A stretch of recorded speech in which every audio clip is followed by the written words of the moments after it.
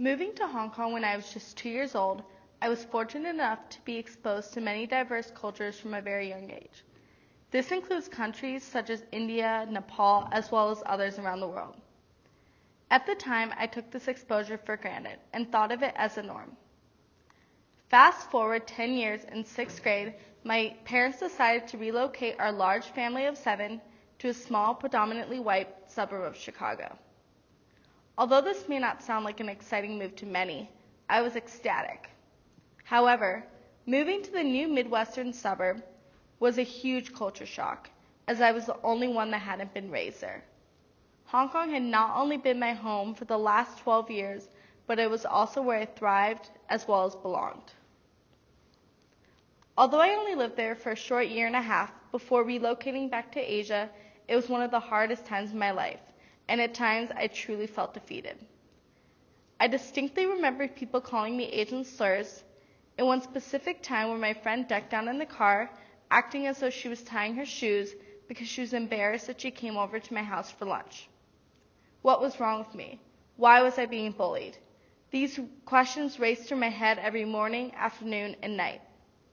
Sadly, however, the bullying didn't end there.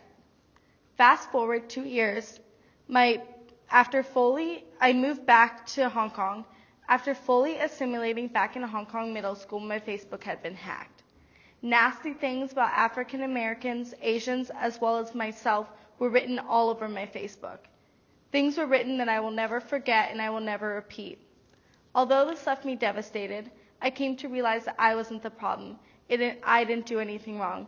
In fact, many of the bullies lacked exposure to diversity. Dilger, a renowned scholar, stated, "A pluralistic society made up of many cultures should help students understand their home and community cultures while freeing them from their cultural ethnocentric boundaries." This speaks to the idea that the world we live in should allow students to be themselves and not pigeonhole them due to where they may be from. Students from various diverse backgrounds may struggle with understanding their own culture, and the art classroom should be a place where these students are able to explore and discover what it means to be an individual. Through exposing students to different cultures and ideas within the art classroom, students will eventually lead to be more empathetic individuals. Exposing students to different artists and art is a way you could approach the cultural differences. An artist I would like to introduce you all to is Kendi Wiley. He is a New York City-based painter known for his portraits, and more specifically his Obama portrait. His images are highly naturalistic paintings of African Americans heroically posed in traditional poses that mimics Caucasian in historical artwork. It is significant that he, as an African American artist, confronts the racial differences and tensions that are still prevalent today.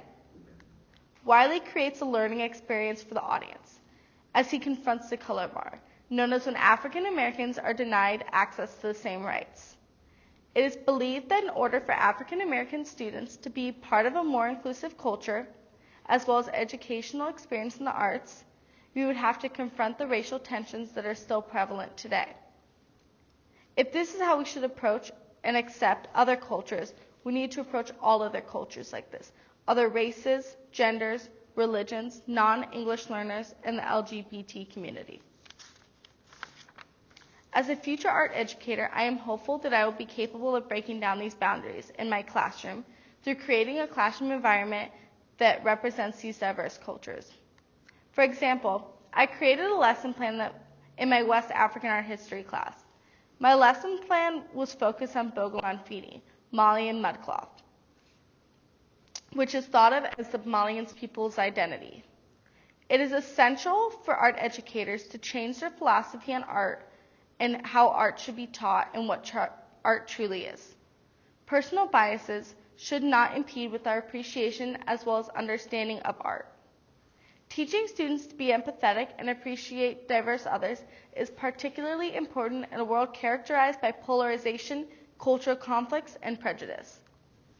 Although it may seem difficult to speak about multiculturalism in the art classroom, it is something I strongly believe in. Throughout high school and into college, I've had many opportunities to teach in third world countries. This ranges from Cambodia to India to Nepal and even Hong Kong. Over the summer, I had the opportunity to help teach students English in Cambodia through the Cambodian Children's Fund. The Cambodian Children's Fund is a private organization that believes every child has a right to an education and support. They do this by transforming Cambodia's children into future leaders. During my month in Cambodia, I learned so much that I was able to take back with me. Every day, the students had their Khmer lesson, the national language of Cambodia. Through just being exposed to their language and their culture, I was truly able to appreciate what it meant to be Cambodian. Although I had this experience, it is unrealistic that all students will be able to experience the same thing. So ask yourself, how do you represent multiculturalism in the art classroom? I don't have a perfect answer, but what I can say is that representation is crucial. Through teaching about different cultures, as well as the differences between them, you will hopefully be able to start breaking down these boundaries.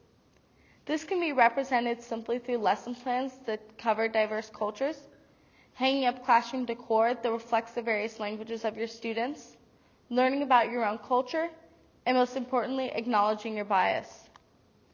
I recently have been doing field hours in Hamilton City Schools, where I've had the privilege to work with Abraham Harris. Abraham is not only the art teacher, but he is also the intramurals coordinator, the basketball, and track coach.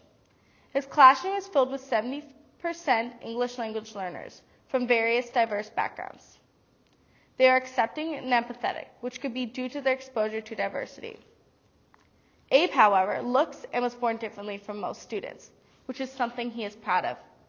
Abe stated, "I just like to share the things I'm good at with other people.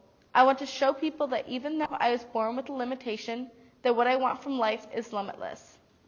When kids find out that I can make art, they believe I can do anything. Hopefully that helps them, they believe they can do anything. The image behind me is an image of Michael Jordan with his arms stretched out wide. The poster reads, "No bird soars too high if he soars with his own wings." Harris has this poster hanging up in his classroom because he believes in his wings and believes that his students, no matter how rough their backgrounds, will also be able to soar. A student said, "He shows us how not to feel bad about ourselves and to believe in ourselves." This is a positive example of representation in the art classroom and how differences can truly bring individuals together. It is the idea that if you can see it, you can be it.